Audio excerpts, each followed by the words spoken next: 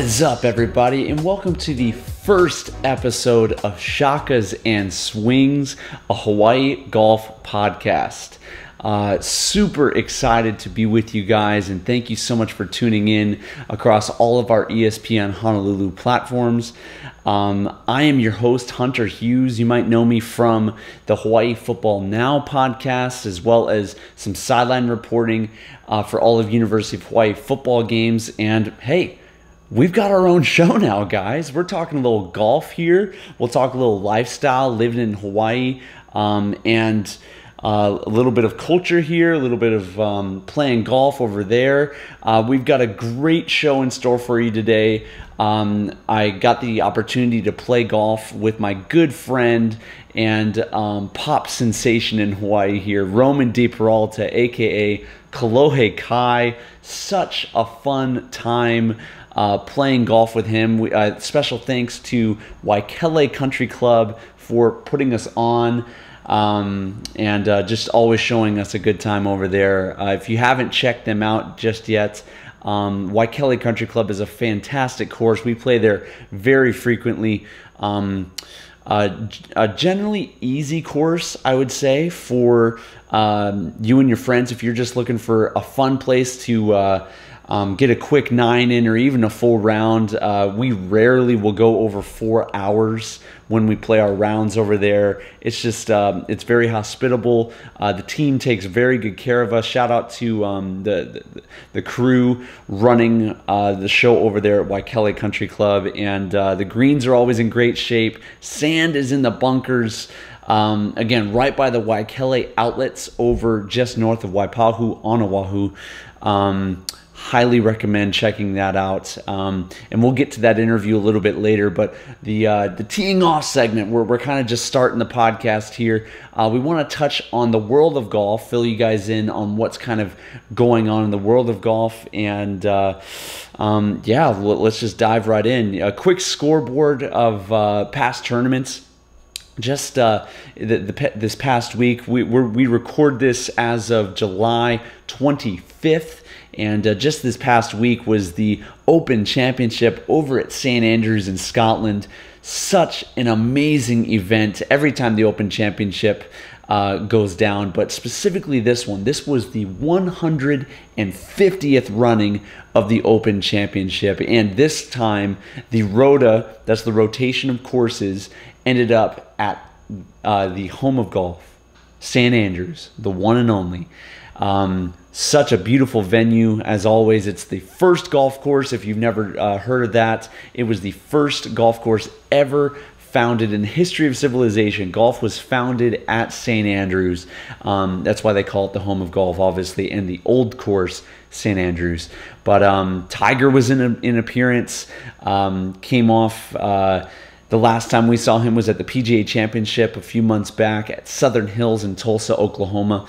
But Tiger made an appearance, as did all of the living past champions of the Open Championship. It's always a very historic and kind of pageantry-centered event, much like the Masters at Augusta National. Obviously, the Open Championship at St. Andrews is a very special and sacred event. If you didn't get a chance to watch the event, I highly encourage you to look it up over on YouTube and just look at some of the highlights, because Rory McIlroy played an unbelievable tournament. But heading into the final day, the story quickly shifted over to this guy, Cameron Smith from Australia, shooting an unbelievable 5 under par on his last 9, 5 birdies in a row, actually, starting on hole number 10. The dude was absolutely on fire, and he tracked Rory down. If you didn't get a chance to see it, I highly recommend going over there somewhere and looking up the highlight, because it was fantastic. And one key element in particular for his success really came down to his putting. He had an unbelievable 2-putt there on 17. His second shot left him just shy of the road bunker, which is this crazy difficult pot bunker just shy of the 17th green. He had an amazing lag putt, and then an amazing clutch 12-15 footer somewhere in that neighborhood. par save, setting him up to kind of coast into victory. At that point, it was just too much too late for Rory. And that actually leads us right into our golf hacks for hacks tip of the week. Our golf hacks for hacks tip of the week is in lag putting. When we're trying to get better at the game of golf, the first thing that I really like to focus on isn't necessarily going to the driving range, but we need to learn the game from the green backwards. Tiger's dad, Earl Woods, the famous father of Tiger and his coach from a young age, taught Tiger the game from the green backwards. We need to learn how to get the ball in the hole first. Obviously, we want to learn how to hit the ball far, but we need to get the ball in the hole first and foremost. So I wanted to talk today a little bit about our lag putting. Lag putting is putting the ball usually in a longer putt scenario close enough to the hole that we can make it in two. We have to eliminate 3 putts. No matter if you're a seasoned golfer, you've been playing golf your whole life, or someone just picking up the game and playing on the weekend, a weekend warrior, we have to eliminate 3 putts. Even golfers, 10 handicap and above, if you eliminate 3 putts from your score, you are bound to save usually in the neighborhood of 6 strokes on the low end, sometimes even 10, 11, 12 strokes on the high end. If you eliminate 3 putts right off the bat, you are going to lower your scores, you are going to lower your handicap, and generally speaking, have a better time on the golf course. And one thing I would say that would help you in eliminating your 3 putts is play the 2 putt game on a practice green. Hunter, what's the 2 putt game? Well, it's really simple. Drop a couple of balls on the practice green and start rolling those long putts and trying to get it as close as possible and get in the habit while you're in a practice environment making 2 putts. No matter how far the distance, you tell yourself, I've got to make it here in 2 putts. Try that next time when you're out of the course, and I guarantee 3 putts will start to disappear from your scorecard. Okay, coming back to our show right now, and we wanted to touch on one other thing in the world of golf, and that's obviously the circus. That is the LIV Golf Tour. If you're new to this, the Saudi Arabian backed golf league known as the LIV, or 54, okay, 54 golf league. It's been the new fad in 2022. Golfers are leaving the PGA Tour to enter this thing called the LIV Golf Tour, and guys as big as Phil Mickelson, Dustin Johnson, Brooks Koepka, Bryson DeChambeau. It's really put a dent in the world of golf for everything that we've kind of known in the past. The RNA, the Royal and Ancient Golf Association. That's kind of what runs the European Tour, or the governing body behind the Open Championship, what we just saw. The PGA Tour, obviously, and the United States Golf Association. Kind of up until recently, the powerhouse figures that run the golf world. Up until now, with this thing called the LIV Golf Tour. Now, the crazy thing here is big time money is being thrown at these guys, big time opportunity for them not to play a full calendar event, much like on the PGA Tour.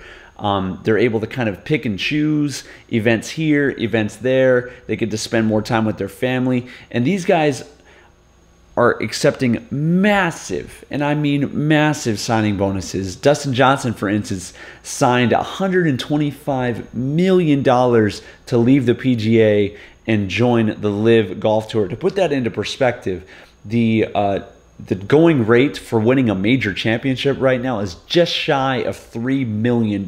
So let's do some quick math right there. You would have to win 40 golf majors. There's only 4 of those every year. You'd have to win all 4 every year for 10 years to make that kind of jack on the golf course. It's unbelievable. It's kind of shaking things up, and though there's a lot of controversy here, it's kind of adding some extra dynamics of versatility, for the world of golf. And let me jump into this for a second. Golf has always been this first class kind of a sport, but it's kind of gone it's kind of done the same thing for a very long time now, and golf needs to evolve, specifically how the PGA Tour handles their players. On a week-in, week-out basis, players are expected to take care of their own housing, take care of their own transportation, figure out how to get their caddy to and from events, and that's before you even tee the ball up on a Thursday morning. It's a lot of logistics, a lot of figuring out how we're going to go from event to event, and then on top of there, figure out how to play good golf. In contrast, I played football in college. All we had to do was worry about playing football. Whenever the game is done, we get on the bus, we head over to the hotel or the airport, we get on the plane, we head home or play our next game. It's a very simple, very streamlined sort of logistical situation that the PGA Tour just hasn't adopted that model. Everybody's kind of in it for themselves. Now, contrast to what is going on with the LIV Golf Tour. These guys literally get done playing golf, jump on this baller, huge private jet, put their feet up, and it's basically a party to and from each golf event. Not to mention the purses are much, much higher than PGA Tour events, and so these guys are able to play less events in a given year. So it's kind of stirring some things up. I don't suspect it lasting for a very long time. The PGA Tour is just too big, too historic, too storied for it not to eventually consume the LIV Golf Tour. However, in the time being, it's definitely kind of shaking some things up. In recent news, at the time of recording this, golfers such as Bubba Watson and obviously the Open champion Cameron Smith are rumored to also join the LIV Golf Tour. Obviously, by them jumping over to this other tour, it jeopardizes their ability to play in PGA Tour events. Jim Monahan, the commissioner for the PGA Tour, has come out and publicly said anybody who has joined the joined the LIV Tour is no longer welcome at PGA Tour events. And so it's kind of a unique deal because they're still able to play in major championships. So that's the Masters, the US Open, the PGA Championship, and obviously the Open Championship. So though they're not able to play in these PGA events, they're still technically able to play in in the major championships. So we're gonna kind of figure out as time goes on exactly what joining the LIV truly entails and just what is going to happen with these guys. But we're kind of moving on now. Before we get into this final topic, we are rounding out our opening round here. We're about to make the turn and our interview with Roman De Peralta, aka Kolohe Kai. But just wanted to say a special thanks to everyone who has checked out the podcast, checked out the show. If you want more golf hacks for hacks, how-to videos, check out our other page over here at All Around Athlete on YouTube. I give tips and tools on how to be better at sports, but specifically related to this show, tips and tools to make you better at golf. And with that, we are making our turn right now. Going to take a quick time out, get a refreshment over here, maybe a hot dog at the break, and we'll see you guys in the second half for our interview with Kolohe Kai. Aloha.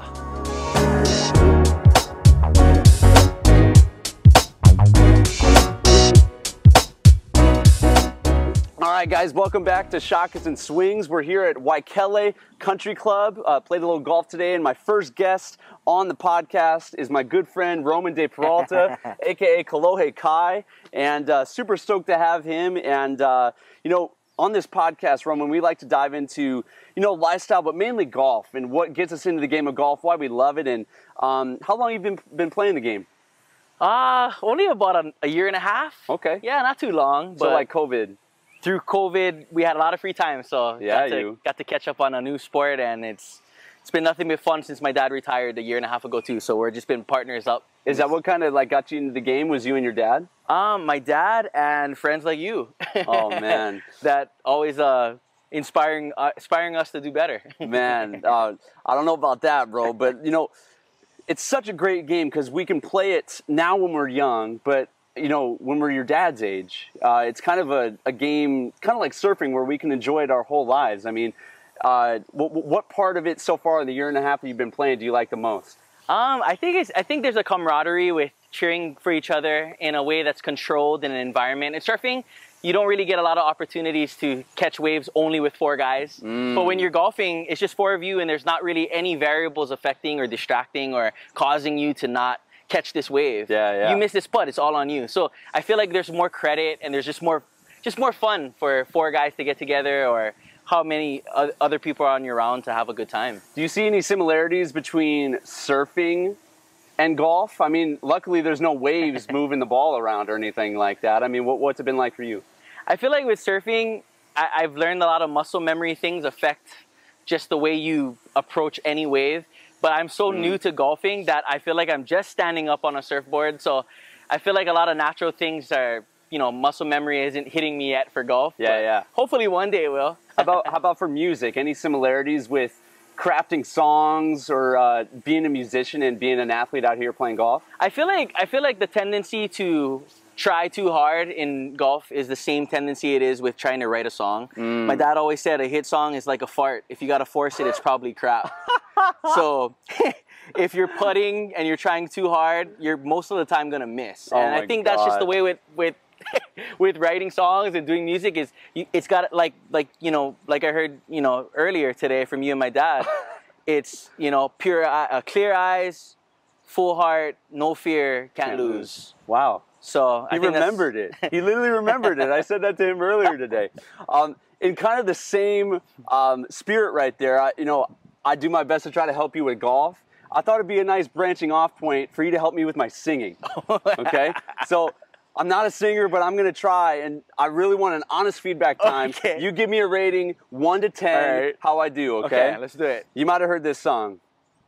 You're my little a-hoo girl, I'm fooling in love.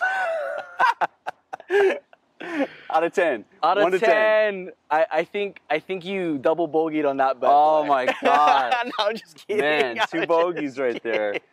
Oh man. All right, well, that's okay. I appreciate the honesty. I'm gonna need to go to school and try to get better like that. You know, that is one thing though. I've noticed whenever you play golf, your attention to detail and your focus is so intense. Like we sometimes can't even talk to him because he's so locked in, he's so focused on getting better.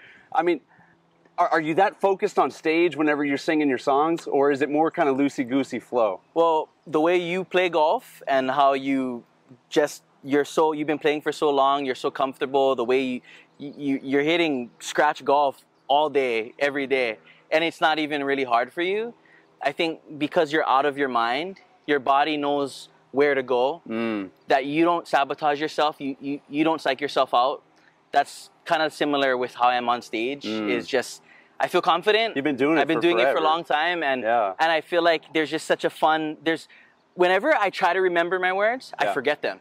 Whenever I don't think about my lyrics, I mean, I'm singing 16 songs without looking on a piece of paper, but if I think about what's the verse, I forget it. And I think that's the way golf is. I feel like what I'm learning from this is that I try so hard to get so much better at golf, and I find that if I don't care, I shoot better. And I feel like that's the way it should be in life, is that it's like you said, we gotta, you know, playing light, playing free, play fun, have a great time, and don't be afraid to make mistakes. And I think with golf, your mistakes are tallied on a scorecard that affects you so psychologically that it's all about getting out of your mind. And I feel like people with music, it's the same way. And once we record, we don't sing as good. But if you take us off camera, now we're singing, you know, from our heart without any expectations. And you're not performing. You're not performing. You're just jamming. You're jamming. And I think that's the way golf should be for me. And for anybody just trying to learn, is just have fun and don't worry about it, because you're going to get better. But I tend to forget that while I'm getting pissed off on the golf course. The student has become the mentor, you guys. That's some. I need to learn from some deep wisdom right there. I just gotta have fun, and that's the way it is. You know, in light of what you were talking about jamming, I mean, you just released that awesome album, Hazel Eyes. Like, talk to us a little bit about what that's been like this last drop. Yeah, Hazel Eyes is my 7th album I've dropped. It's a 5th all original one, since the other 2 were anniversary albums, but this one was was really fun. I recorded it through COVID, and I got married during that time. And congrats, by the way. Thank you. Yeah, thank you. And just kind of learning how to go about things. I feel like this was a tougher album for me, just because I have more responsibilities than I did before I got married. So wasn't able to really give some of the songs the attention I used to when it was my girlfriend. Music was my love of my life, and then it switched over to having a love of my life. And so it's a challenge, but I feel like, new album's out. We're celebrating it. It's dedicated to my wife, and we're celebrating the album release at the Waikiki Shell September 10th. So if there's anybody out there, we got Opi Pickers, Kimi A, and Mana'o Company that's gonna come back us up for this. It's gonna be it's gonna be a fun show. You said writing songs is a lot like kind of finding a fart. Would you say farting is easier since getting married or harder since getting married? Is farting getting easier after marriage? Yeah. These are the questions that we care about. I feel like it's never changed, because my wife doesn't care too much. Right on. Her sense of smell got horrible after she got COVID. After she got COVID, she doesn't smell it. So, she never got it back. So technically, she's not even there smelling it. Good for you, bro. No, good for her. Awesome. Good for her. Good for Kat. That's why she's alive today, because she hasn't smelled it and dropped dead. So, well, bro, we're so thankful to have you on the show. And this is a part of the segment that we like to roll into called a quick fire round. And just like in golf, we're gonna have 18 quick fire questions here. All right, let's do it. If you do want to elaborate on some, totally feel free. But yeah, we're gonna have fun with these. Hole number one. Question number one. Favorite football team? Green Bay Packers. Okay, with that, the interview is over. Okay? He's a Bears fan, just like my dad. The interview is over now, you guys. There's a lot of hate on that first question. Football is coming up. Oh my gosh. Why would you choose that? I don't know. We had to get through it. It's on the list. All right. That's all I know. Question number two, hole number two. Town surf or country surf? I would have to say town surf. Yeah. Where's your spot? Bowls, Alamana Bowls. Yeah, guaranteed. My guy rips, by the way, guys. He can't just sing songs. He can get down with some waves too. Now that your knee's better, you got to be stoked for some summer swell. I'm just about to get back on my shortboard. Yeah, so we'll see. Man. Hopefully. Okay, question number three: chicken katsu or loco moco? Chicken katsu. Really? Yeah. Depends though. LNL Kanioi, much love. Ooh, check you guys out. That's the spot. That's my favorite spot. They got the best sauce. Right on. Question number four. Boxers or briefs? Boxers. Could you imagine how high his voice would be if he wore briefs, folks? I would definitely be Michael Jackson without the white glove. Bro.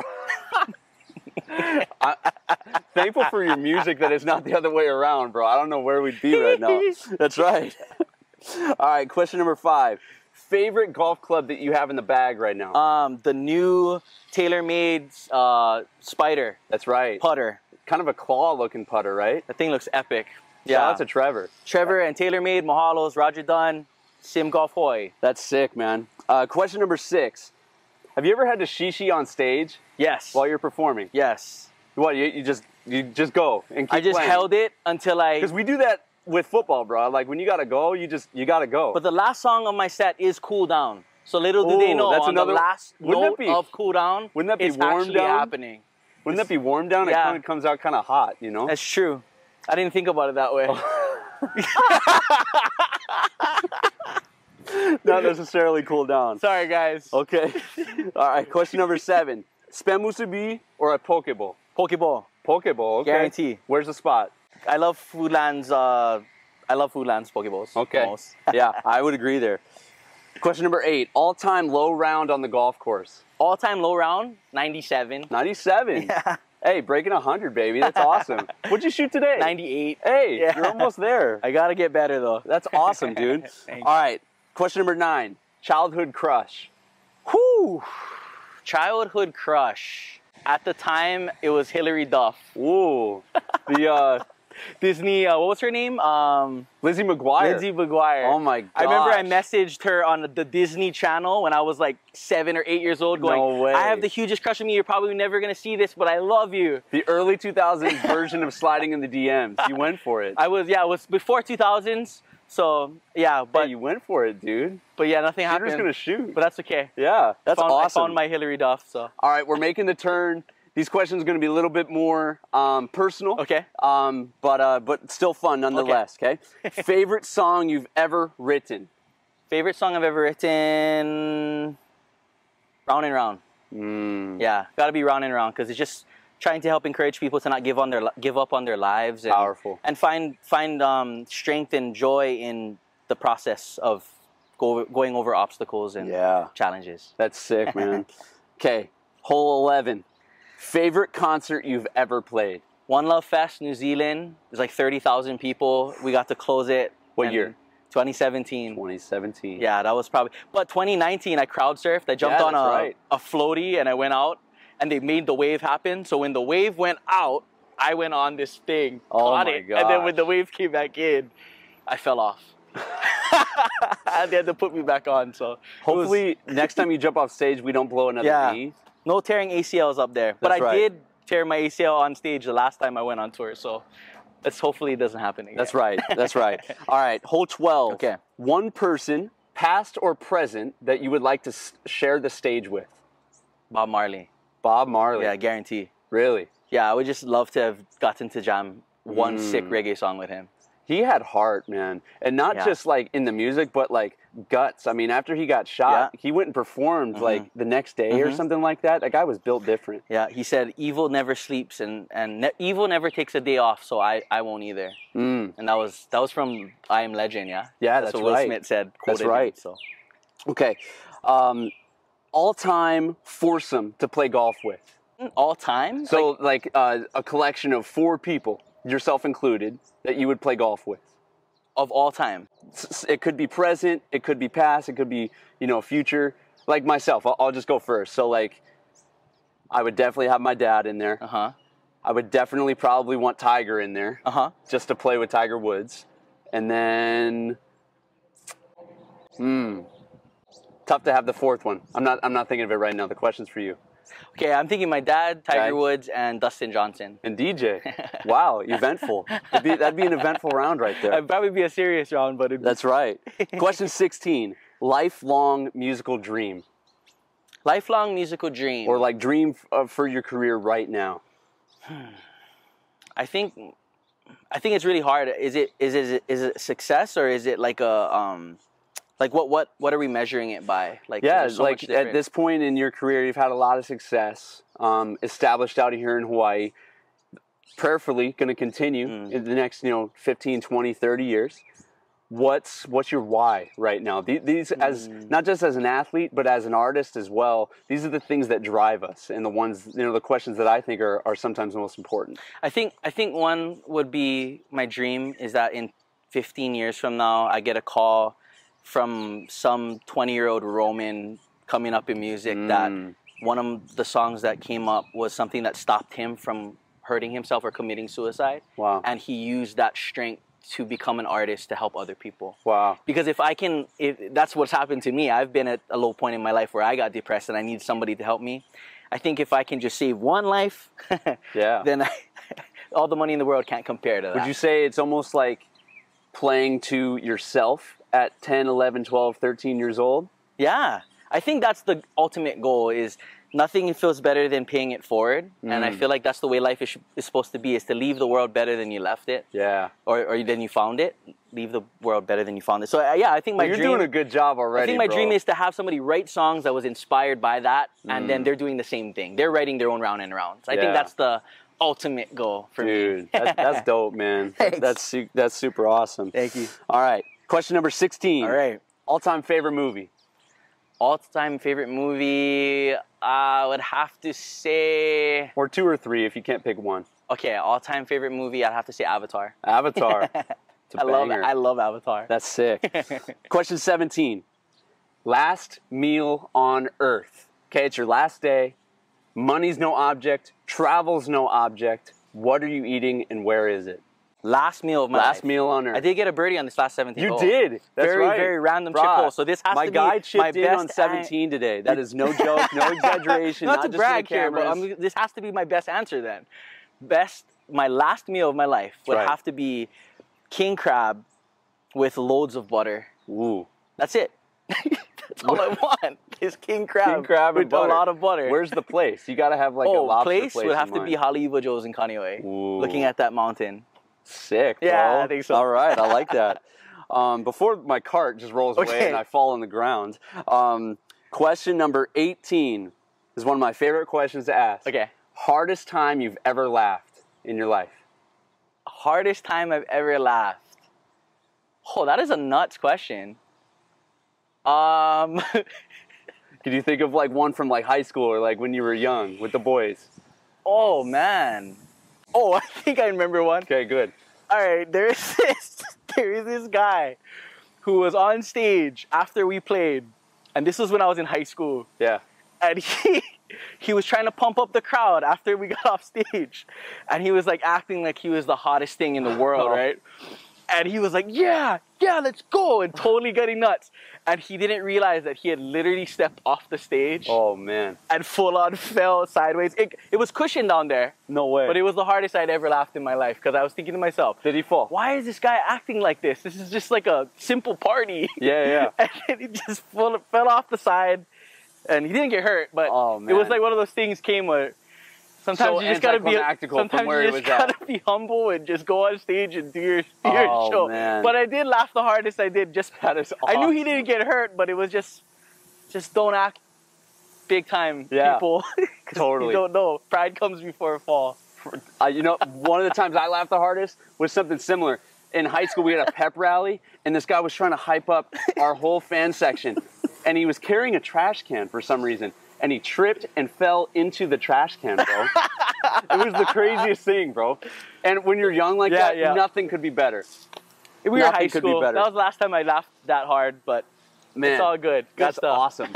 Oh, man. Before the cart rolls away, Rome, so thankful to have you on Thank the you. show, bro. And as our first guest for Shakas and Swings, we'll see you guys next time, next week, as this cart is rolling away. And we're off. And we're on.